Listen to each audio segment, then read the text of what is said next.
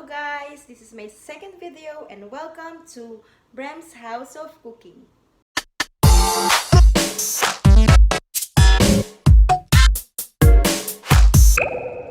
We're gonna make a Lumpiang Togue. So for our ingredients for today, we have carrots, onions, ground pork. We have also Baguio beans, and of course hindi mawawala ang toge. And syempre for the seasoning, we will use salt and pepper and a little bit of fish sauce. So we're gonna start, guys. Okay, so right now mainit na yung oil ang ating kawali. So lagyan natin na ng konting oil. So, igigisa muna natin yung mga ingredients. Okay. So, painitin lang natin lang. Kanina ko pa ito pinainit na yan siya. So, lagay natin yung ating onions. Onions. Konti lang ulit kasi pagpalasan lang naman siya. Hindi naman kailangan madami. So, after yan, hintayin lang natin mag-golden brown. So, pag golden brown na siya, pag medyo golden brown na siya, sabihin mo, makailangan masyadong kulungan. Sakto lang. Kasi kapag sumobra naman, maluluto na rin siya dahil yung ating pork giniling, pinitin natin. Kasi sunod yung pork giniling, kailangan natin maluto ito, guys. So, alam naman natin kapag luto na ito kapag medyo brown na siya. So, pag ganyan, pwede natin nalutong nilagay ng konting salt and pepper to taste.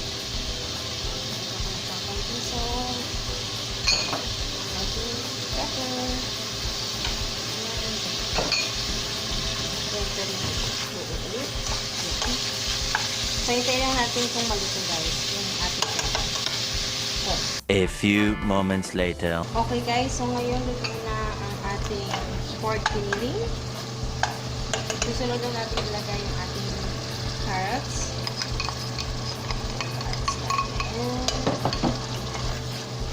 Ilang natin ng konti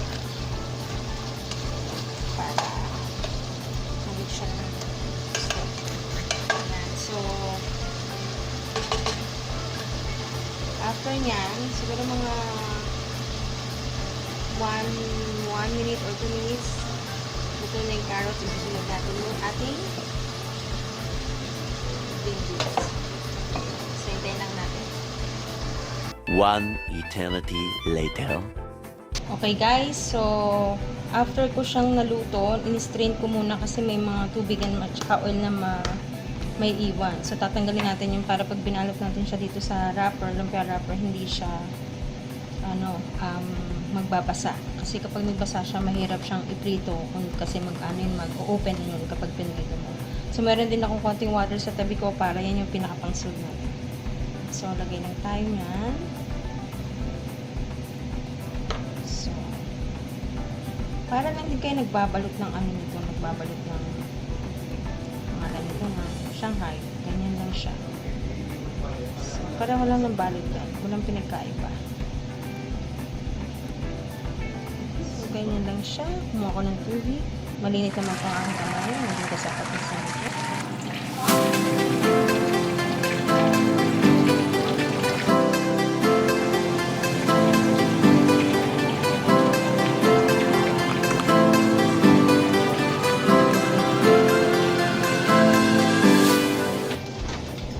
Okay guys, so ngayon ipiprito na natin siya. So ito na yung finished product na. Dito lang natin. Make sure mainit yung oil.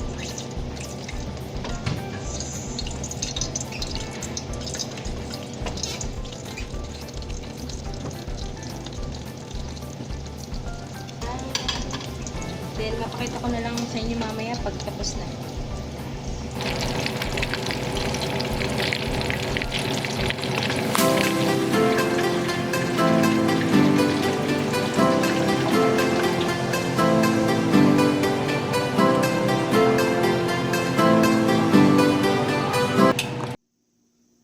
Welcome back guys. So ngayon ipapatikim na natin ang ating finished product na lumpiang toge at ang macaroni salad. Okay. Try muna natin na init. So titikman ni DaddeeBrem ang Sausaw natin sa suka, sobrang init. mainit siya talaga. So sa sausawan niya, we mix soy sauce, vinegar, salt and pepper, Init. and a little bit of sugar para lang mag-blend yung lasa. Mainit.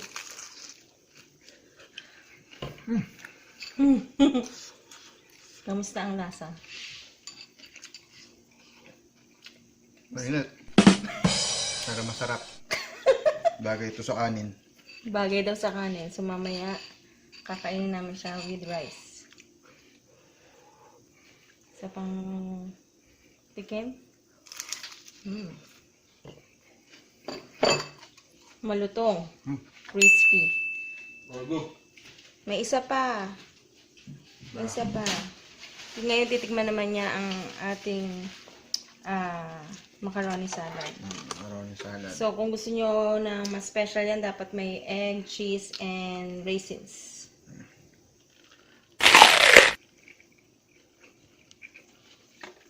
Sarap. Masarap daw guys. So, Very good. sige, kakain na kami. Later.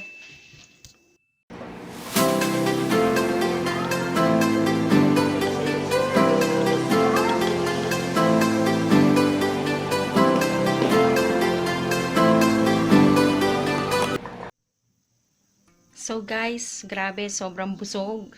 Dami namin nakain ni DaddeeBrem.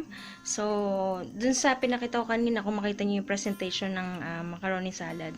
So, lalagyan ko siya ng romaine lettuce just to present nicely. So, pwede niyo rin gawin yun. Pwede kayo maglagay ng egg sa ibabaw katulad na nabanggit ko kanina. So, yun. So, before I end up this video, again, I will end this with a word of God.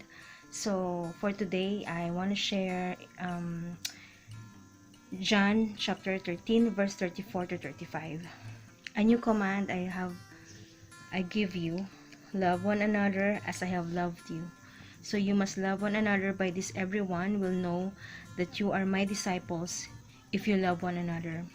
Alam ko guys na this time of crisis, ito yung panahon na talagang dapat tayong magmahalan. Kasi ngayon kung makikita natin, hindi na tayo pwedeng basta lang lumapit or mag-hug sa mga family natin, sa mga kaibigan natin. So, alam kong mas na-appreciate natin yung mga ganung bagay in this time of crisis. So, this is only one of the reminder of the Lord to us na magmahalan tayong lahat. So, yun lang guys. Please don't forget to subscribe to my channel, like and share, and hit the notification bell below. And see you guys on my next video. And God bless us all. Hakuna Matata.